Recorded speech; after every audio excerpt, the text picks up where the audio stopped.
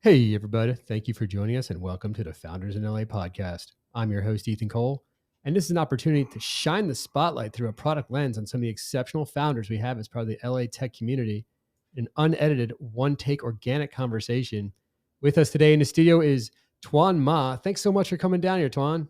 Thanks for having me. Great to be here. I'm very excited about this episode. But first, a word from our sponsors. Founders in LA is brought to you by Unita Club. Unita Club is a co-working space that sets itself apart. With locations in El Segundo, Manhattan Beach, and Hermosa, Unita is where creativity flourishes. Unlike traditional offices, they provide an inspiring environment where ideas can thrive and businesses can grow.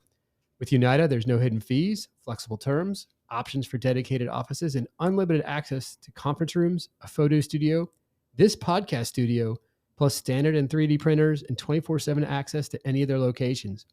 They're local champions who support neighborhood businesses, open their event spaces to nonprofits, and celebrate art, music, and culture. Join Unita Club and experience co-working like never before. Learn more at www.unita.club. We're also brought to you by the Product Managers Association Los Angeles, available at pma.la. They're the largest professional organization for product and designers in LA.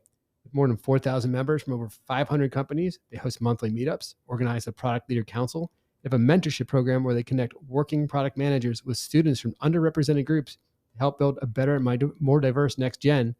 To learn more about PMA, go to pma.la. To learn more about the mentorship program, go to pma.la/mentorship program. Our guest today is Tuan Ma. He's the founder and CEO of Players Only. Hey, Tuan, can you give us a 30-second description of Players Only? Yeah, Players Only is a sports social network for the sports industry. Think the LinkedIn for sports. And it's powered by AI, so it helps anybody in the sports industry connect seamlessly. Interesting. So it's like a place where athletes can interact with each other, and it's outside of LinkedIn, which is generally held for professionals, largely in the tech sector. Instagram, which is really kind of more of a playground than there is a lot of business gets done on Instagram, a lot of sales get done there, but it doesn't really have like the professionalism. There's a lot of your day-to-day life or kind of the fun, silly things that come in. But if you're trying to create a professional presence, that's not really the place for you. Is that kind of like where you're looking? That is exactly where we're looking. With the whole NIL thing opening up a couple of years ago, name, image, and likeness for college athletes, these younger athletes are having to focus on their brand a little bit more, not just recruiting and getting to the next level of playing college sports. So they're having to create a professional profile somewhere else outside of Instagram where their personal profile is home. So they're creating, our goal is to have them created on Players Only, using our platform to connect with the coaches, using AI, saving them time by generating messages via AI technology.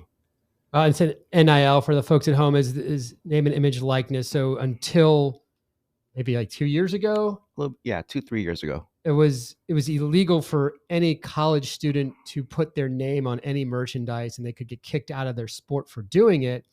The doors have been open, and it's very much in the infancy, and there's only a few influencers out there that are really taking full advantage of it. Some of the major athletes, I think there's a gymnast at LSU and some of the football players, but it brings up this kind of concept. And I think that's where you hit here, Tuan, where it's like, you need to be able to present yourself professionally, but in the context of high school students largely, right? Right. That's where most of the students are getting recruited from their freshman to their junior season. They're trying to get recruited to play college level, but they're also having to build their brand now because money's a driving force on where they can go. So it's a job now. Yeah, and it's wider than just kind of using a social network as they would normally or typically, because it's not just like goofing around with your friends. Now you're the face of a brand. So it's almost interesting. It's like almost like a dual identity that some of these kids are going to have, or they're going to have this need to be social online within their school circle, which I grew up fortunately in an age before that, but it seems like that's what's happening now. But then outside of that, they also have to be able to protect their brand for outsiders who are not in the inside jokes, who are not in that high school, who are looking at them as potential players and faces of their own brands. And when I talk about brand here, I'm specifically thinking of like D1 colleges. Right. You have to think of it as an athlete going to a Division I school. Think of USC. It's a collaboration now. You're part of USC, which is a massive billion-dollar brand. As an athlete now, what are you worth? You have to think of it like that. So you're part of USC's brand and culture now. So you have to utilize that and not tarnish that brand. And vice versa. That's vice interesting. versa. So I guess a byproduct of NIL is yes, before you were like, not to say owned, but you were kind of your likeness was basically owned by the school. You were that school. Now there's a brand partnership that's involved. Correct. And you're helping create the link for athletes to be able to connect with those larger brands in a new way. Correct. Giving them the platform to do that. And how did you get involved in this? Like, it's it's very new area right now, at least in terms of NIL. It's the ability to unlock the ability for folks to be able to need to have this kind of dual purpose for the branding perspective, the long-term branding. There's already been, folks have been recruited for a long time, but how did you find yourself dedicating your life to this? Well, my background, I started as an investment banker, did that for a few years, left it, worked in sports at the grassroots level, understood the pain points of the athletes and the parents of these kids playing multiple games every weekend, trying to get better, trying to get to the next level. Went back to school, got my master's in computer science, and got my MBA. Went to go work for a healthcare startup, which did the same thing similar. They helped replace nurses who called in sick in an efficient way, as opposed to a head nurse calling out and trying to replace that shift. We automated the platform. So we wanted to apply that to sports. We wanted to help make the recruiting process seamless. And then I think we're in the right time, right place now with NIL opening up. So it's like a merge of technology and the opportunity. I can speak. My wife's a nurse, and I can speak to firsthand that some places are still calling up nurses when they need. Someone comes out and you have a charge nurse who has million other responsibilities, and one of them is calling up to fill a gap in the scheduling. And I can see how that would carry over to these scouts and are looking to fill these slots on their teams and trying to find the best athlete for it. How did you get your start in it? So you had the idea, how did you obtain those first few customers? Well, when we launched in private beta, we launched at this exact date NIL opened up. It was just a free for all because the NCAA just announced that you're free to use your name, image, like that. No rules, nothing. It was the wild, wild west. So we initially had a few thousand athletes sign up, but they don't know. They're still young. They still don't know how to build their brand. NIL is still new, so they don't know the advantages of a professional profile yet. So with this recruiting tool, we're adding value. So we're going to help young athletes understand their brand value and how important it is to build a professional profile. I mean, almost by definition, too, in the customer base you're dealing with, they are young, probably almost guaranteed that most of them are naive in terms of what their true value could be. And then it's also interesting because it's one of those things where sometimes it's just talent, right? So it's not like your parents were marketing masterminds who understand the value of it. A lot of those parents of these kids who are really good athletes could just be like, hey, I don't know why they just hit a ball harder and further than anyone else I've ever seen. I don't really understand that world either. I just know my kid's really good at this sport, and I love to support him as much as I can. So you're dealing almost with this double-edged sword of parents and kids who both don't really have a full grasp of the potential branding or the importance of the branding or the importance of having this almost like a protected profile is what I'm thinking. Because I think one of the challenges I'm sure you face is that, like, how do you protect these kids from themselves? Like, how do you prevent them from doing something silly on your platform that could hurt their brand, where they're just like, I don't know, like a 15-year-old boy in charge of his own account. Like, who knows what they could be posting? Who knows what they're posting right now? But at the same time, those are the folks, because it's early in their high school education, that people are already, scouts are starting to look at them and start considering them for potential. I know they can't talk to all of them, I believe, until sophomore year, but even before that, they're getting looks from scouts who are there for other players on these teams. Right. The interesting thing we found out was these kids are going to school. They have homework after school. They have their practice.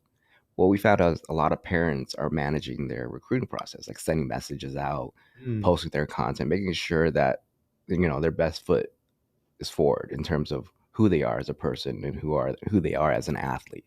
So their parents are actually really invested into their kids.